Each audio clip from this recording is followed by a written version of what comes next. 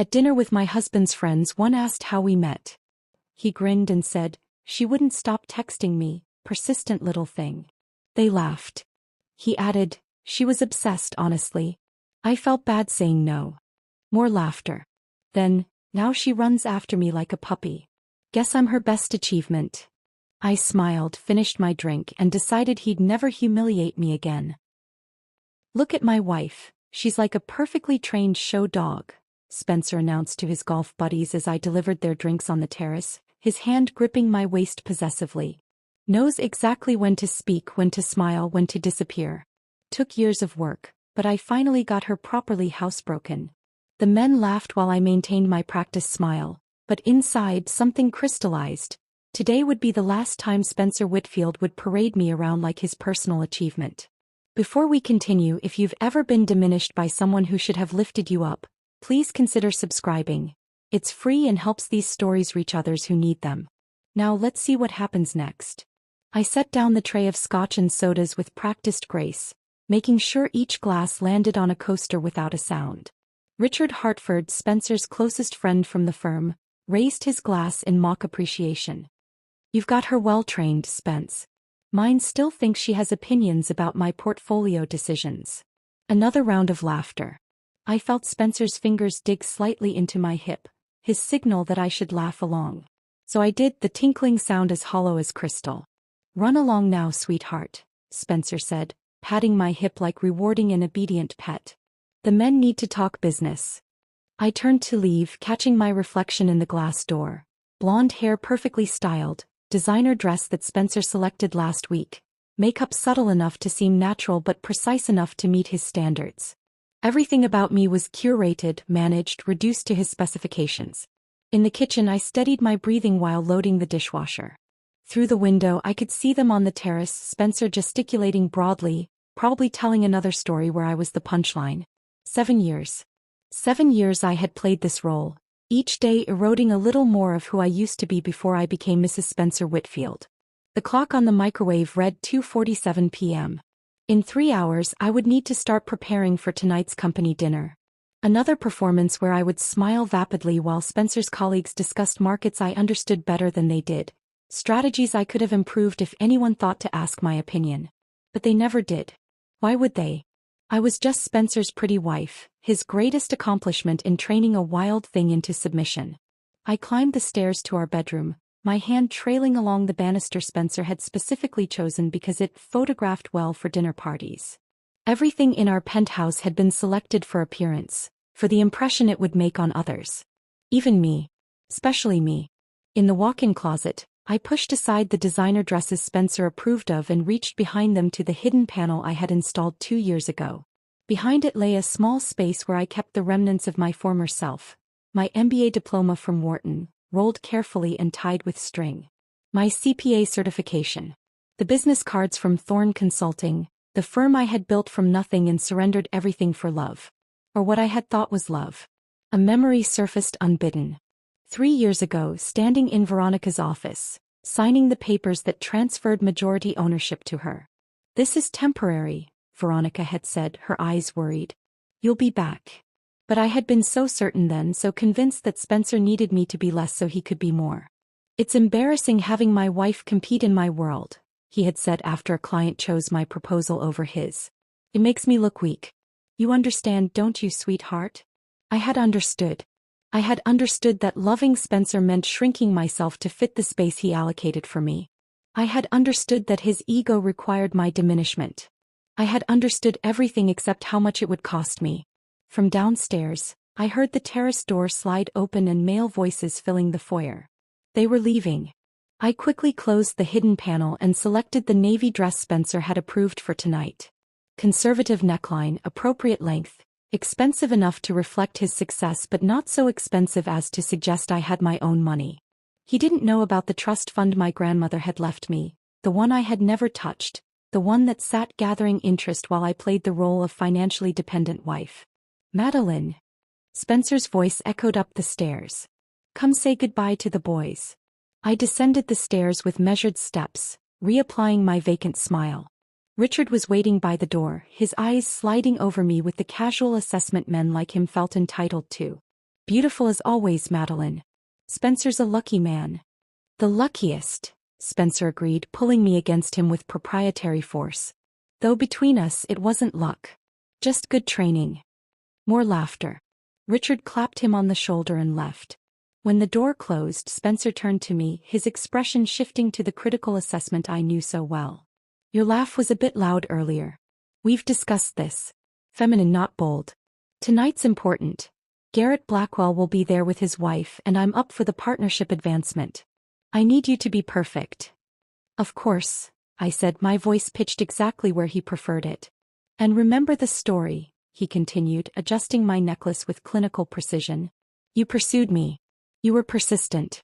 I gave in out of kindness. That's the narrative they know, so that's what you reinforce.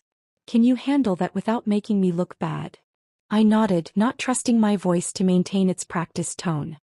He kissed my forehead, a gesture that once felt tender but now felt like a owner's mark on property. Good girl. Start getting ready. We leave at 7 sharp. As he walked toward his study, I stood alone in our vast foyer, surrounded by the beautiful cage he had built for me. Tonight he would tell his degrading story again. Tonight his colleagues would laugh at my expense again. Tonight I would smile and play the role of his perfectly trained achievement again. Or would I? I climbed back upstairs, but this time I had a different purpose. From the hidden panel I pulled out my old laptop, the one Spencer didn't know existed. As it powered on, I felt something I hadn't experienced in years. Possibility. My fingers moved across the keyboard with forgotten confidence, logging into accounts I had kept alive but dormant. Contact lists. Client databases. Financial records from Thorne Consulting.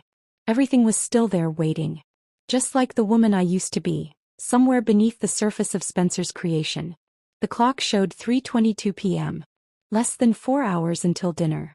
4 hours to prepare for another performance as Mrs. Spencer Whitfield, devoted wife and greatest achievement.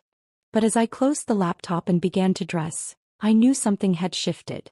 That crystallized moment on the terrace hadn't been anger or hurt. Those emotions I had learned to bury. It was clarity. The simple, perfect understanding that I had been living as someone else's achievement long enough. Tonight would be different, though Spencer wouldn't know it yet. Tonight, while I smiled and nodded and played my part, I would be taking notes. Not the kind that helped me remember his colleagues' wives' names or their children's schools. The kind that would help me remember who I was before I became what he made me. The navy dress slipped over my shoulders like armor disguised as silk. The valet took Spencer's keys with the kind of deference reserved for regular patrons who tipped excessively, and Spencer's hand pressed against my lower back, guiding me toward the restaurant entrance. The pressure was firm, proprietary, the same way he might steer an expensive car into a parking space. Through the glass doors, I could already see the warm glow of the dining room, hear the sophisticated murmur of conversations that would soon include my degradation as entertainment. Shoulders back, Spencer murmured in my ear as we approached the hostess stand. And remember, let me lead the conversation tonight. Garrett's considering me for the Singapore project, and I can't afford any distractions. The hostess, a young woman whose name tag read Sophia, lit up when she saw Spencer. Mr. Whitfield. Your usual table is ready. Mr. and Mrs. Blackwell have already arrived. Her eyes skimmed over me without acknowledgement, as if I were an expensive accessory Spencer had worn to dinner. Perhaps that's exactly what I was. The restaurant hummed with the kind of controlled energy that comes with 3-figure entrees and year-long reservation lists. Spencer navigated us through the space with practiced ease, nodding to other diners he recognized, his hand never leaving my back. I recognized several faces from his firm, from charity events, from the countless dinners where I had perfected the art of being present but not prominent. Garrett Blackwell stood as we approached, his silver hair catching the light from the chandelier above. Eleanor remained seated, her assessment of my dress beginning at my shoes and traveling slowly upward, her expression revealing everything she thought about my choice before she had even said hello. The navy dress that Spencer had approved suddenly felt like a costume that didn't quite fit the role. Spencer. Garrett's handshake was the kind men perfect in business school, firm and slightly too long. And the lovely Madeline. The way he said lovely made it clear it was a courtesy, not an observation. Eleanor, you look wonderful, I said, taking my assigned seat. She was wearing Saint Laurent, I noticed, while mentally calculating that her earrings alone cost more than Spencer knew I had in my personal account. "Thank you, dear," Eleanor replied, her smile not reaching her eyes. "That's quite a classic dress." Code for boring. Safe. Unremarkable. Everything Spencer wanted me to be. "She doesn't need flash," Spencer said, already signaling the waiter for drinks. "Natural beauty and all that." He said it like he was defending a purchase, explaining why he had chosen the practical model over the luxury one. Garrett was already 3 stories into firm gossip when our drinks arrived. A martini for me, exactly how Spencer had ordered it without asking my preference. Whiskey neat for him and Garrett. White wine for Eleanor, who held her glass like a prop she had no intention of actually drinking from. "The Mitchell account is a disaster," Garrett was saying, his voice carrying the kind of casual cruelty successful men perfect when discussing others' failures. Though not surprising considering Tom's recent distractions. Spencer laughed, the sound calculated to show he was in on the joke without seeming too eager. I sipped my martini and let their voices wash over me, noting how Eleanor watched me with the kind of attention usually reserved for spotting counterfeit handbags. "Speaking of distractions," Garrett said, his attention suddenly shifting to me with the weight of a spotlight. "How did you two meet?" "I don't think I've ever heard the full story." My mouth opened slightly, ready to share the actual story. The conference where I had presented on market strategies, Spencer approaching me afterward with nervous energy, his business card trembling slightly in his hand. But Spencer's hand found my knee under the table, a warning squeeze that meant silence. "Oh, this is a good one," Spencer said, his grin spreading like oil across water. "She wouldn't stop texting me. Persistent little thing." He laughed and Garrett joined him immediately. "I mean, we're talking dozens of messages a day. I'd wake up to novels about why we should get coffee." My fingers tightened imperceptibly on the stem of my martini glass. This wasn't just a lie. It was a complete rewriting of history. I had never texted him first. He had pursued me for 6 months. "She was obsessed, honestly," Spencer continued, warming to his audience. Eleanor's expression had shifted from assessment to something that looked almost like pity. I felt bad saying no. "You know how it is with desperate women. Sometimes charity is the kindest option." "Spencer," I said quietly, but he was already too deep in his performance. "The best part," he said, his hand now on my shoulder like he was presenting evidence, "is that now she follows me around like a puppy. Goes wherever I go, does whatever I say. Guess I'm her best achievement, right, sweetheart?" The words hung in the air between us, crystalline and sharp. Garrett laughed, the sound bouncing off the wine glasses. Eleanor's smile had become fixed, uncomfortable. Other diners at nearby tables had quieted slightly, the way people do when they sense something significant happening without understanding what. My martini glass remained perfectly steady in my hand. My smile never wavered. But inside, something fundamental shifted, like tectonic plates finally giving way after years of pressure. I saw our entire marriage reframe itself in that moment. Every diminishment, every public correction, every time he had rewritten our history to make himself the hero and me the grateful recipient of his attention. "That's quite a story," Eleanor said, her voice carrying an edge that suggested she wasn't entirely buying it. "Isn't it?" I said, my voice perfectly calibrated to Spencer's preferred pitch. Spencer has such a gift for storytelling. He squeezed my shoulder, pleased with what he took as agreement. "Well, you know what they say, every successful man needs a devoted woman behind him. Or beneath him," Garrett added with a laugh that made my skin crawl. The waiter arrived with our appetizers, providing a merciful interruption. I arranged my napkin in my lap with mechanical precision while my mind worked through calculations Spencer couldn't imagine I was capable of making. The trust fund he didn't know about. The business contacts he thought I had abandoned. The parts of myself I had hidden so well that even I had almost forgotten they existed. Through the soup course, Garrett explained market volatility to me using small words and baseball metaphors, while Eleanor asked about my hobbies in the tone one might use with a child. Spencer's hand remained possessively on my arm, occasionally squeezing when he wanted me to laugh or smile at appropriate moments. Each touch felt like another bar being added to a cage I had helped him build. "You're so lucky," Eleanor said as our entrees arrived.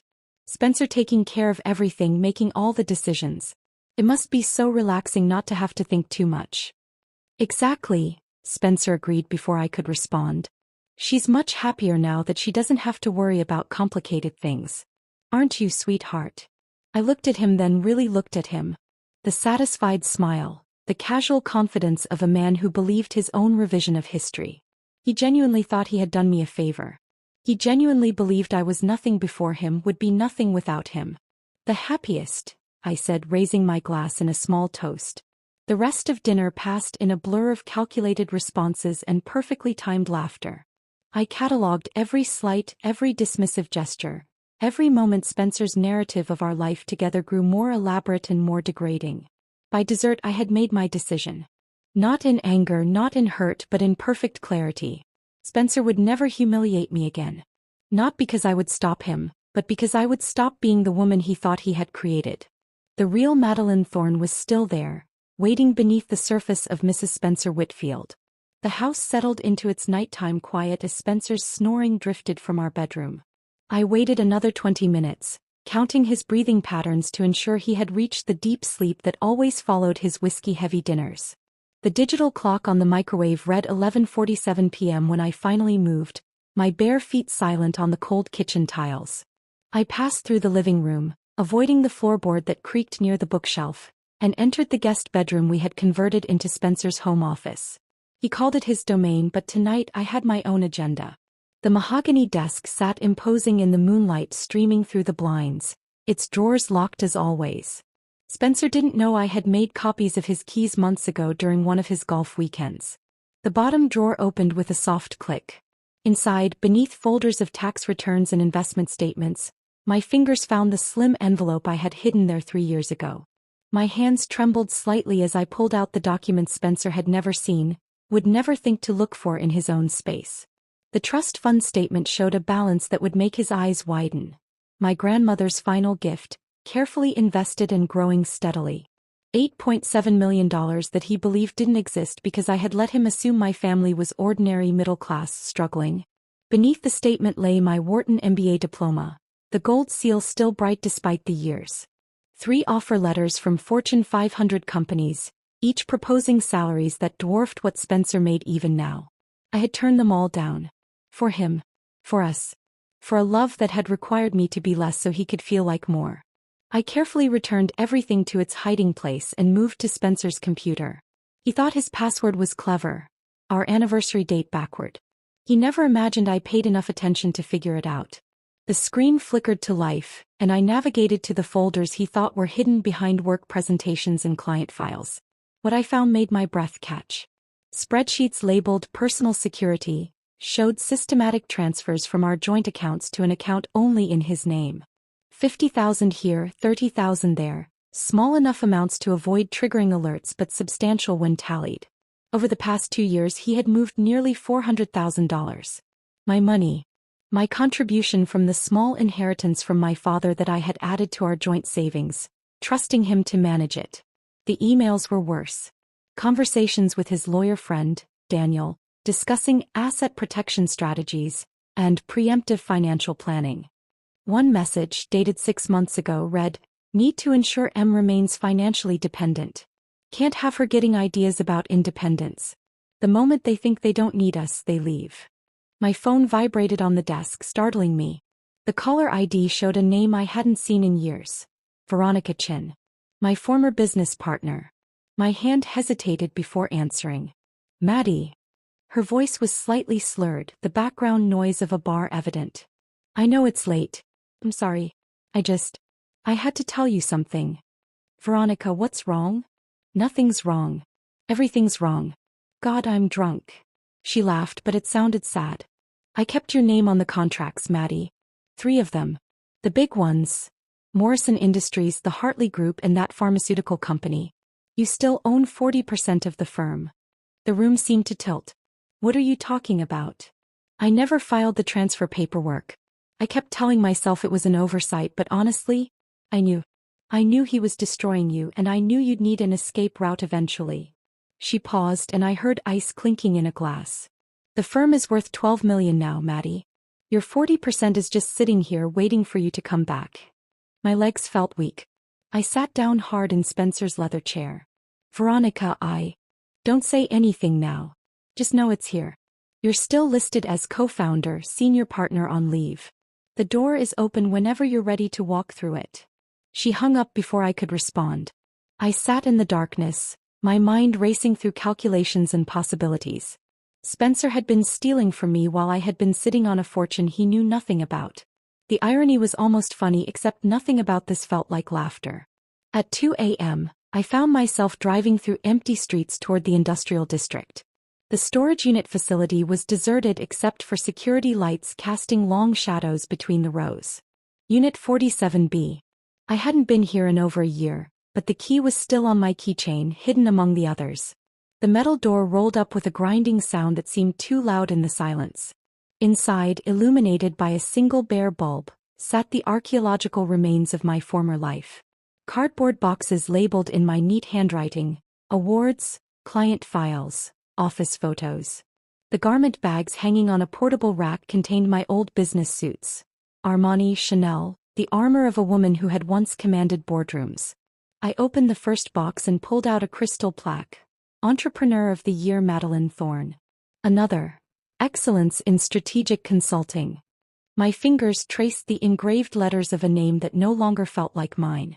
Beneath the awards I found photo albums from company events, pictures of me shaking hands with CEOs, speaking at conferences, laughing with clients who valued my opinion. The laptop was in the third box, wrapped in bubble wrap like a relic. I powered it on, surprised the battery still held a charge. The screen came to life, showing a desktop frozen in time. Email contacts for hundreds of clients. Proposals I had written. Strategic plans that had saved companies millions. All waiting, patient as archaeology. At the bottom of the box, beneath everything else, was a birthday card. The handwriting was my mother's, shaky but determined. I hadn't spoken to her in 2 years, not since Spencer had convinced me she was toxic, jealous of our happiness. The card was from my last birthday before the silence. Inside she had written, "My darling girl, I hope someday you remember who you were before him. You were magnificent. You still are. Love, Mom." I sat on the concrete floor of the storage unit, surrounded by the evidence of a life I had abandoned, and felt something crack open inside me. Not break. Crack open like a seed that had been dormant finally sensing spring. These weren't just objects, they were proof. Proof that I had existed as a complete person before Spencer. Proof that I had been accomplished, respected, valued for my mind and not just my compliance. I loaded several boxes into my car, including the laptop and a garment bag containing my favorite suit. A black Saint Laurent that had made me feel invincible.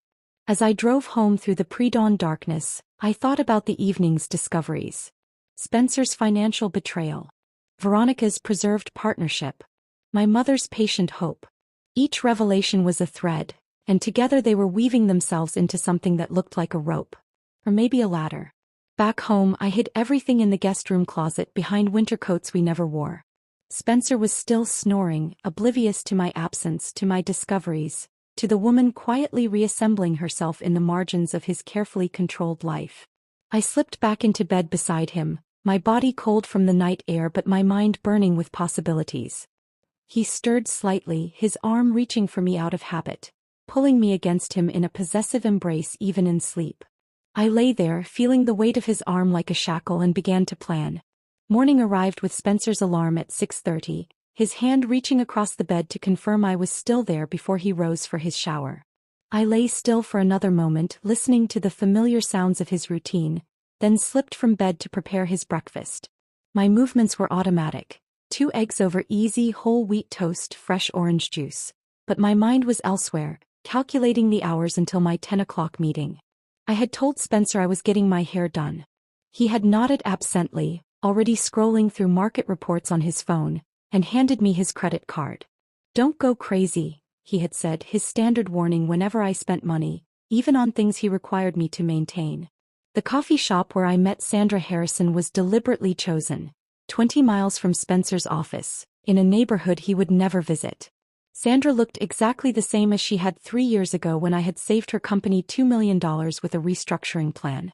Her eyes widened when she saw me, then softened with something between pity and relief. "Madeline Thorne," she said, using my maiden name deliberately. "I wondered if I would ever see you again."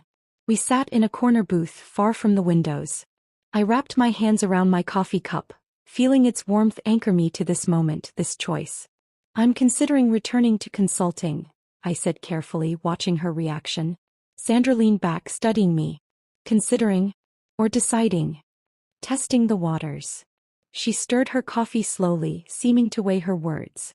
Your husband approached me last year. Did you know that? He tried to pitch his firm's services, said he could offer better rates than our current advisors.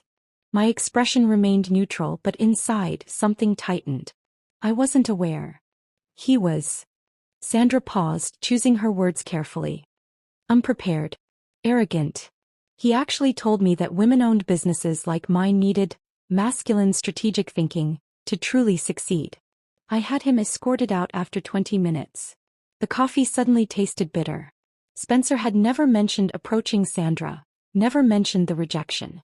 But it explained his increased irritability last spring, his sharp comments about female executives being diversity hires. He didn't know about our history, Sandra continued. Didn't realize you had restructured my entire operation. When I mentioned your name, he actually laughed and said you were playing at business before you met him. I set down my cup carefully, controlling the tremor in my hands. I see.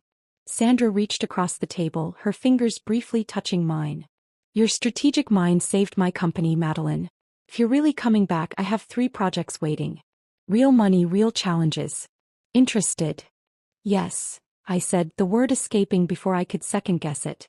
After leaving Sandra, I drove to a small business district in Riverside, where I had leased a modest office suite under M. Thorne Consulting. The space was simple. 1 room with a desk, 2 chairs, and a window overlooking a quiet street. Nothing like the glass-walled corner office I had once occupied, but it was mine. I spent an hour setting up the essentials. New laptop purchased with my hidden funds. Business cards with my name in raised lettering. A single orchid on the desk, purple and defiant.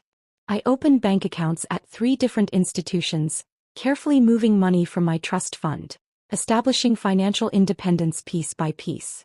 By noon, I was back home, preparing Spencer's preferred lunch for when he occasionally worked from home. Turkey sandwich, no mayo, lettuce on the side because he didn't like it soggy. I was plating it when my phone rang. Eleanor Blackwell. Madeline, darling, are you free for lunch tomorrow? There's a new place in Westmont I'm dying to try. Eleanor had never invited me anywhere without Spencer. My instinct was to decline, but something in her tone made me pause. Of course. What time? The next day, Eleanor was already seated when I arrived, a glass of wine half empty despite it being barely noon. She looked different without Garrett beside her. Smaller, more human, less like a perfectly positioned accessory. I need to tell you something, she said without preamble as I sat down. About Spencer. My spine straightened, but I kept my voice level. Oh. 2 years ago at the firm's Christmas party, I saw him with his secretary in the coat room. They weren't discussing quarterly reports. She took another sip of wine. I assumed you knew. The way you always smile through everything, I thought you had one of those arrangements. You know, where wives look the other way for the lifestyle. The room seemed to tilt slightly. Kelly. 23-year-old Kelly with the accounting degree and the nervous laugh. I had trained her on Spencer's coffee preferences, his filing system, his meeting schedule. She had sent me a thank you card. I didn't know, I said quietly. Eleanor's face crumbled slightly. Oh honey. I'm sorry. I thought. Garrett says all the wives know and just pretend not to. It's apparently standard procedure at the firm. Standard procedure. My husband's infidelity was standard procedure. Why are you telling me now? I asked. Eleanor signaled for another wine. Because last week at your dinner when he told that awful story about you chasing him, I saw your face. Really saw it. And I recognized something I see in my own mirror every morning. We sat in silence for a moment, 2 women trapped in similar cages, recognition passing between us like a secret handshake. 3 days later I sat in Patricia Kemp's office, a modest space in a strip mall 40 minutes from home. Patricia was not what I expected. No power suit, no intimidating desk. She wore a simple cardigan and had kind eyes that had seen too many women in my position. Tell me about your situation, she said simply. I laid out everything. The hidden trust fund. The business partnership Veronica had preserved. The systematic financial transfers Spencer had made. His affair. The emotional degradation. Patricia took notes in neat handwriting, occasionally nodding. "I need to tell you something," she said when I finished. "This isn't Spencer's first marriage." My breath caught. He was engaged before. 8 years ago. It ended with a sealed settlement, which usually means money changed hands to keep details private. I did some checking. The woman's name was Rachel Morrison. She now lives in Seattle and runs a successful marketing firm. Patricia pulled out a folder. I reached out to her discreetly. She couldn't say much due to the settlement terms, but she did say one thing. Tell her to document everything and leave before he breaks her completely. The words hung in the air between us. I was not the first woman Spencer had tried to diminish into nothing. I was just the current one. Patricia leaned forward. "Madeline, between your trust fund, your business partnership, and what we can prove about his financial deceptions, you have significant power here. More than you realize. The question is, what do you want?" What did I want? For the first time in years, I had the luxury of asking myself that question. "I want to be free," I said. "And I want him to know that I was never what he thought I was." Patricia smiled then, the expression sharp and understanding. "Then let's make that happen." I left her office with a plan forming, pieces clicking into place like a puzzle I had been solving without realizing it.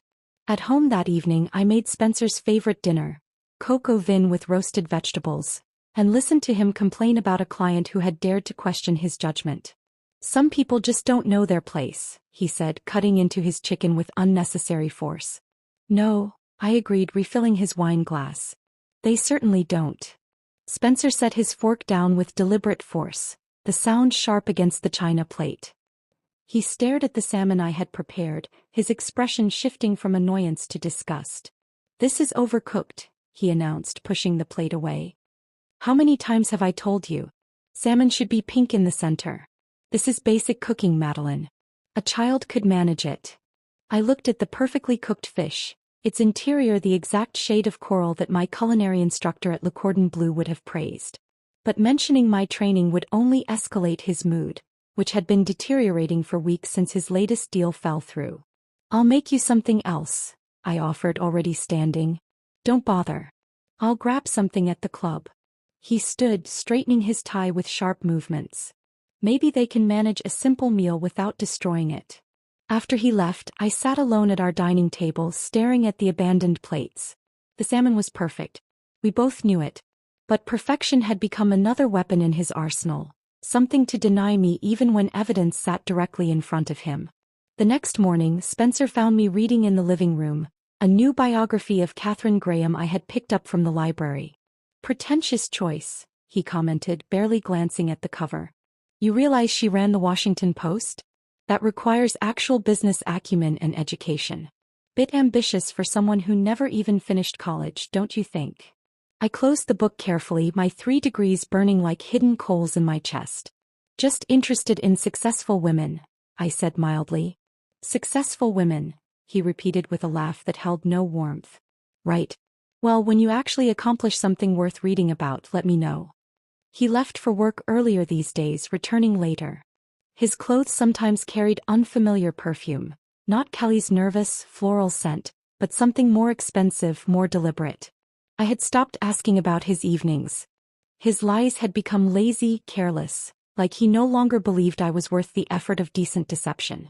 That Thursday afternoon, I was arranging flowers in the foyer when the doorbell rang. Through the peephole, I saw a familiar figure I hadn't expected. My mother, Ellen, standing with a small suitcase and an expression of determined worry. I opened the door slowly as if she might evaporate. "Mom." "I drove straight through," she said simply. 6 hours. I had a feeling. We stood there for a moment, 2 women separated by 2 years of Spencer-orchestrated silence. Then she stepped forward and pulled me into an embrace that smelled of lavender and homemade bread. The scent of the life I had before Spencer convinced me it was provincial and embarrassing. I made tea while she settled at the kitchen counter, her keen eyes taking in every detail. The pristine surfaces, the absence of personal photos, the way I moved through the space like a guest careful not to disturb anything. "You look thin," she said finally. "And tired. But mostly you look empty." The tears came suddenly, silently, running down my face while I stood frozen with the kettle in my hand. Mom stood and gently took it from me, setting it aside. "Oh, sweetheart," she said softly. "What has he done to you?" We sat in the living room for an hour, my mother listening as words poured out. Not everything, not the worst parts, but enough. She didn't interrupt, didn't judge, just held my hand while I talked. Finally she spoke. "I kept your room exactly as you left it. Your old desk, your books, everything. When you're ready to leave him, my door is open. No questions, no timeline, just open." "Mom, You don't have to decide anything now," she said firmly. "Just know you have somewhere to go. Someone who remembers who you really are." She left before Spencer returned, but her presence lingered like a promise. 2 days later I was at the gym working through my frustration on the elliptical machine, when Kelly appeared beside me. Spencer's secretary looked nervous, glancing around as if he might materialize from behind the weight machines. "Mrs. Whitfield," she began, then stopped. "Madeline, I need to tell you something." I slowed my pace, studying her. She was wringing her hands, her usual nervous gesture amplified. "It's about Mr. Whitfield, Spencer. I've been wanting to say something for months, but I was scared of losing my job." "What about him?" I kept my voice neutral, though my pulse quickened. "He's been sabotaging you," she blurted out. "I've heard him on calls telling people you're unstable, that you have mental health issues, that you're unreliable. He turned down 3 job inquiries for you last month alone. People calling about consulting positions. He told them you weren't interested, that you couldn't handle the pressure." The gym sounds faded to white noise. "He's been taking my calls?" Kelly nodded miserably. "He had IT redirect your professional emails to his account. I saw him delete an invitation for you to speak at a Women in Business conference. He laughed about it, told someone on the phone, 'She's nothing without me, and I make sure it stays that way.'" My hands gripped the elliptical handles until my knuckles went white. "How long?" "At least a year. Maybe longer. I'm so sorry. I should have said something sooner, but I didn't know how, and he's so controlling and—" "Thank you for telling me," I managed, my voice sounding distant even to my own ears. Kelly shifted uncomfortably. "There's more. He's been telling people at the firm that you're having a breakdown. Setting up a narrative for if you ever try to leave. Making sure no one would believe you or hire you." After Kelly left, I sat in my car in the parking garage, engine off, trying to process the scope of what I had just learned. This went beyond control, beyond diminishment.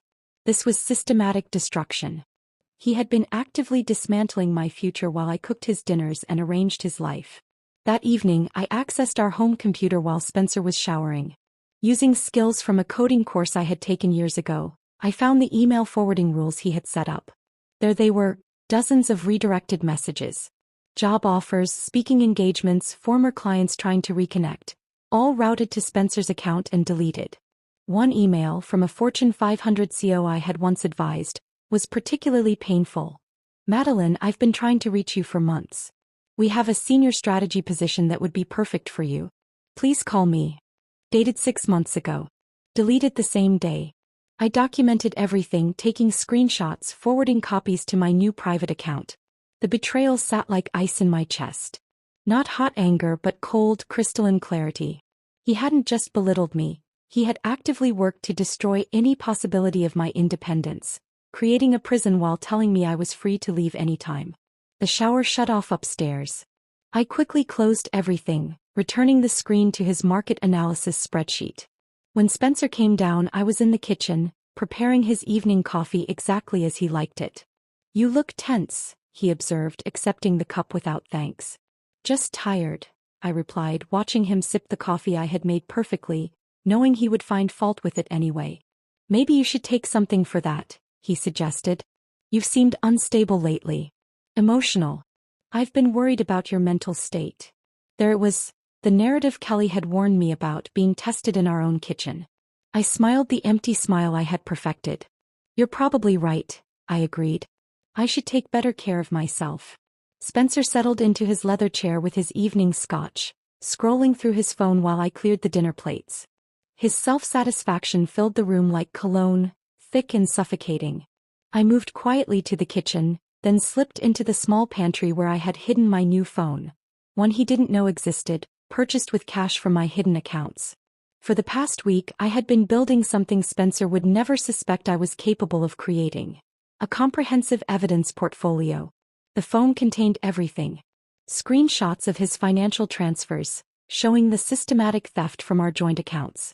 Audio recordings of his daily humiliations, captured by the voice recorder app one activated each morning before he woke. Our state was single-party consent for recordings, a detail I had confirmed with Patricia. Every cruel comment, every lie about my education, every moment he diminished me was now preserved in digital amber.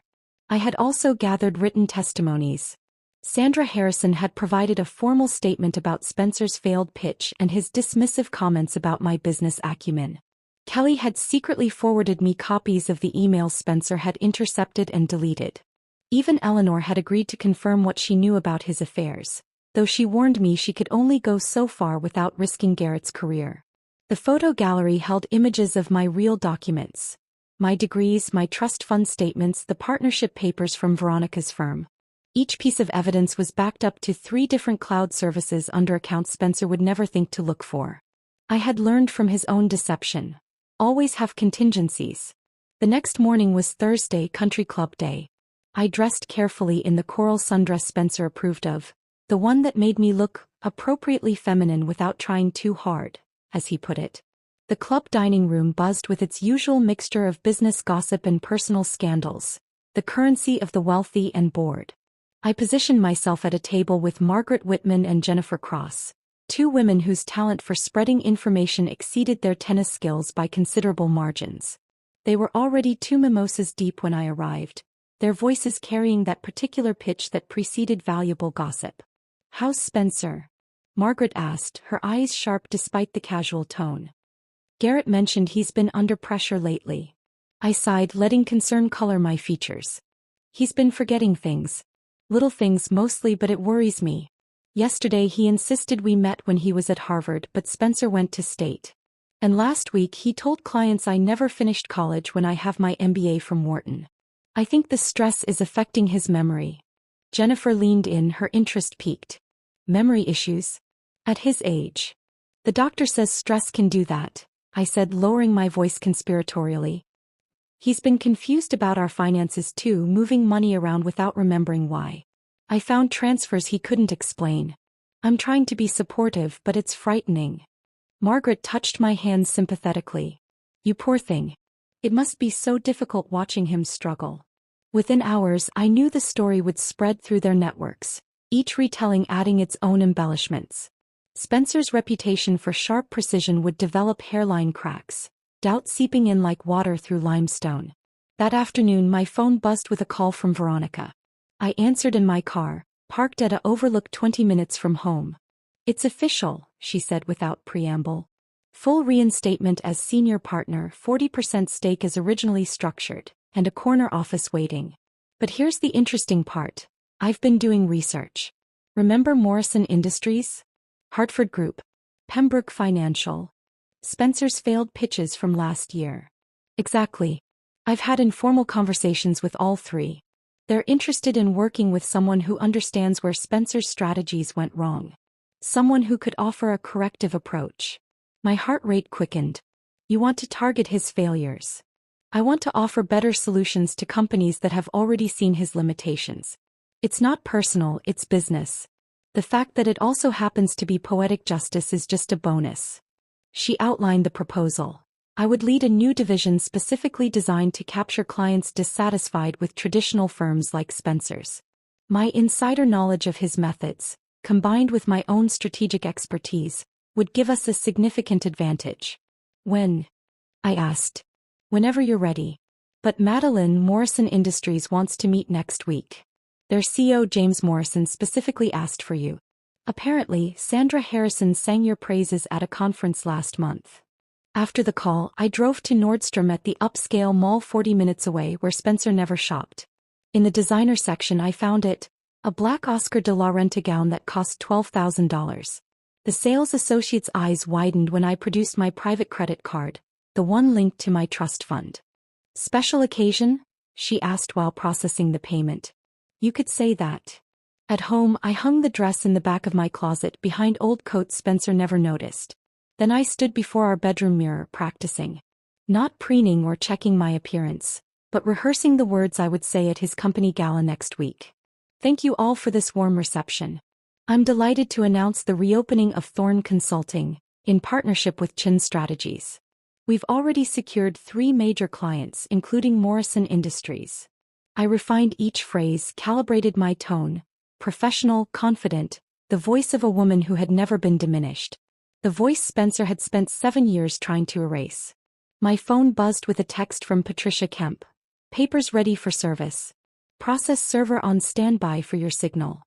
Everything was converging toward a single point like light through a lens. The gala was in 5 days. Spencer would receive his Partnership Achievement Award, the recognition he had craved for years. He would stand at that podium, basking in applause, probably telling another demeaning story about his devoted wife. But this time would be different.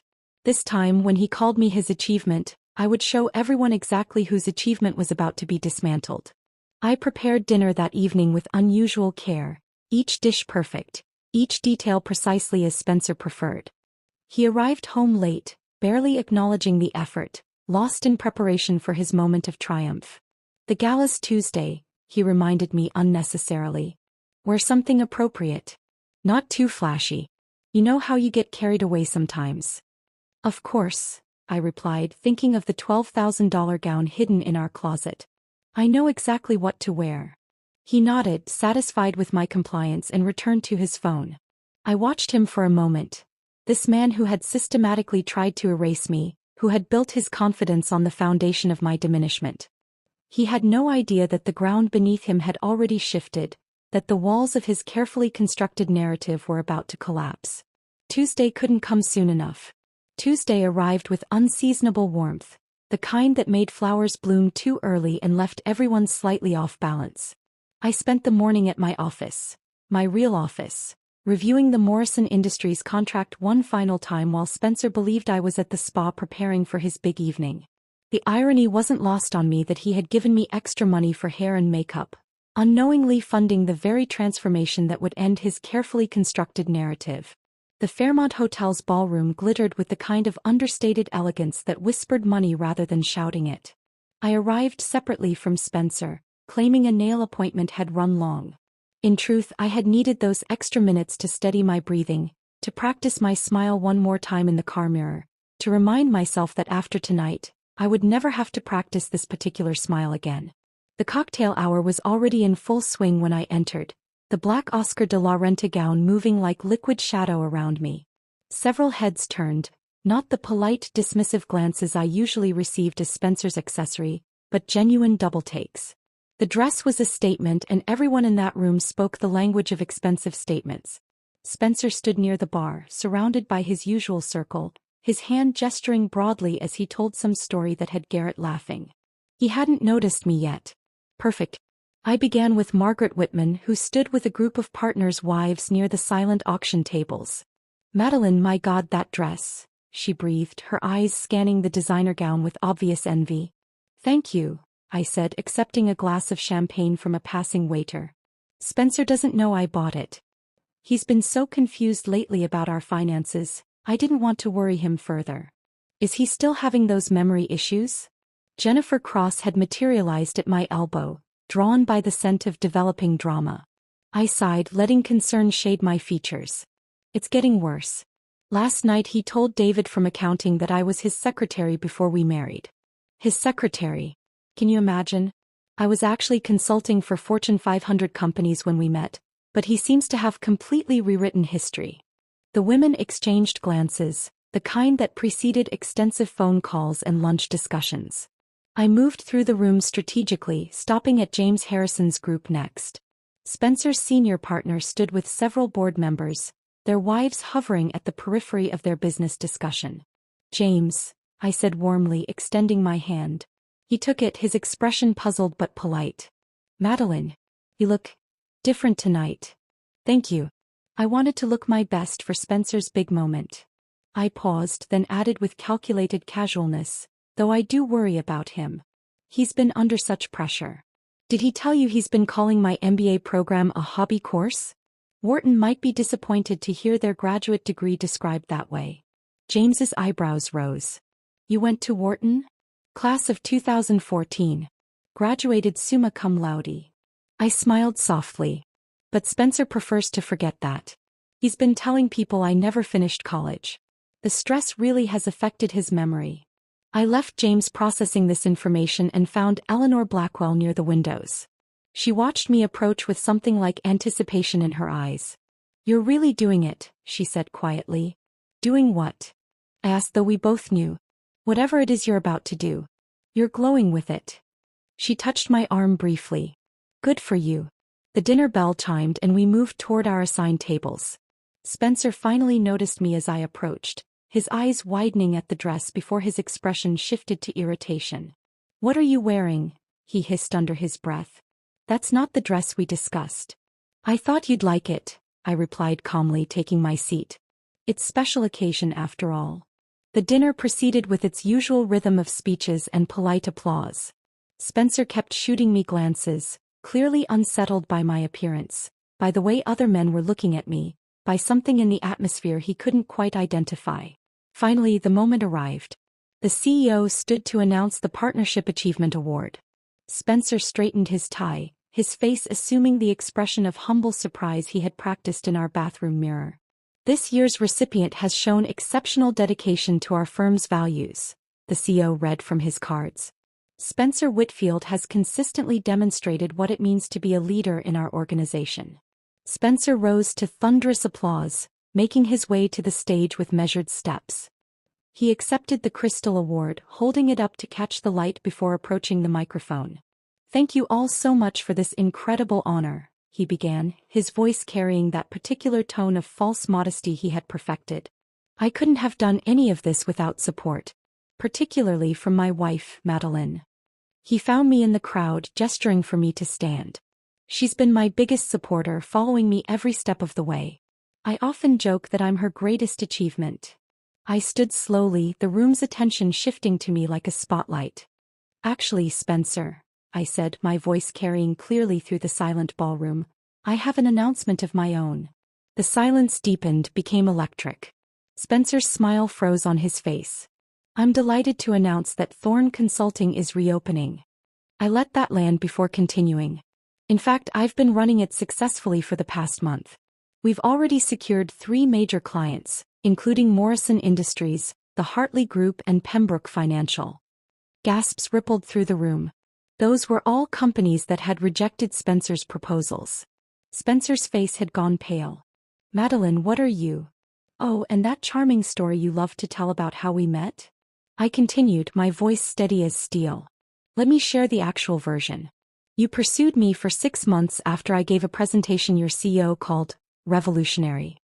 You sent flowers to my office every day. You begged me for coffee 43 times. I have the emails. You called me the most intelligent woman you'd ever met. It's a shame you forgot that woman existed the moment you thought you owned her. The ballroom had become a held breath. Spencer stood frozen at the podium, his award hanging limply in his hand. I won't take up any more of your celebration, I said, gathering my clutch. Congratulations on your achievement, Spencer. I'm sure it will keep you company. I walked toward the exit with measured steps, my heels clicking against the marble floor in the absolute silence. As I passed their table, Kelly mouthed thank you, tears in her eyes. James Harrison nodded with what looked like respect, possibly admiration. Eleanor Blackwell began clapping, alone at first, then joined by one person, then another, until scattered applause followed me to the doors. Behind me, Spencer's voice cracked through the microphone. Madeline, wait. But I didn't wait. I had waited 7 years. That was enough. The doors closed behind me, cutting off the explosion of voices that erupted in my wake. The valet already had my car waiting. I had called ahead, knowing exactly when I would need to leave. As I drove away from the Fairmont, I caught a glimpse of myself in the rearview mirror. For the first time in 7 years, the woman looking back was someone I recognized. The city stretched before me through the floor-to-ceiling windows of my new office, dawn painting the skyline in shades of gold and possibility.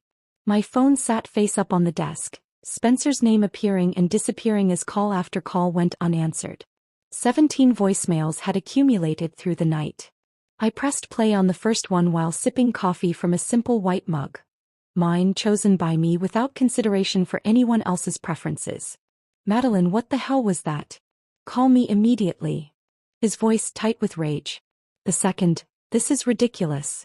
You embarrassed me in front of everyone. We need to talk. By the 5th, please just answer. We can work this out.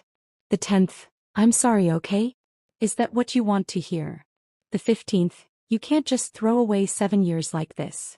The last one recorded at 4:47 a.m. Please. I need you. I deleted them all with one sweep of my finger, then blocked his number. The silence that followed felt like the first breath after swimming up from deep water. Patricia Kemp called at 9 sharp. The process server delivered the papers an hour ago. Spencer signed for them at his office. How did he react? According to my contact, he tried to refuse them at first. Then he apparently threw them across his desk and demanded to speak to you. Patricia paused. His lawyer called me 20 minutes later. Daniel Reeves. Daniel. His friend who had helped him hide assets, who had crafted those emails about keeping me dependent. The irony was delicious. What did Daniel say? That Spencer wants to contest everything. But here's the beautiful thing, I sent him our evidence file. The financial transfers, the email intercepts, the recordings. Everything. Patricia's voice carried deep satisfaction. Daniel called back 10 minutes later suggesting mediation. Within a week, Spencer's position had crumbled entirely. The firm had launched an internal investigation after several partners' wives reported his comments about my mental stability, combined with the scene at the gala. James Harrison personally called to apologize for not seeing the situation sooner, carefully avoiding any admission of legal liability while making it clear Spencer's partnership track had been permanently derailed. The mediation took place in a neutral conference room, beige walls and fluorescent lights that made Spencer look gray and diminished. He sat across from me, his lawyer whispering urgently in his ear while Patricia calmly presented our terms. My client is prepared to walk away with only what she brought into the marriage, Patricia stated, plus her documented share of joint assets prior to Mr. Whitfield's unauthorized transfers. In exchange, we require no contest to the divorce, no claims on Thorne Consulting, and no contact following the decree. Spencer's jaw clenched. She built that company during our marriage. I have rights. Actually, I interrupted, my first words to him since the gala. I built it before we met, maintained it during our marriage, and rebuilt it despite your sabotage. You have no rights to anything I created. He stared at me like he was seeing me for the first time. Perhaps he was. Daniel whispered urgently to Spencer, showing him something on his laptop. Probably the recording where Spencer explicitly stated I was nothing without him, and outlined his plan to keep me financially dependent. Spencer's shoulders sagged.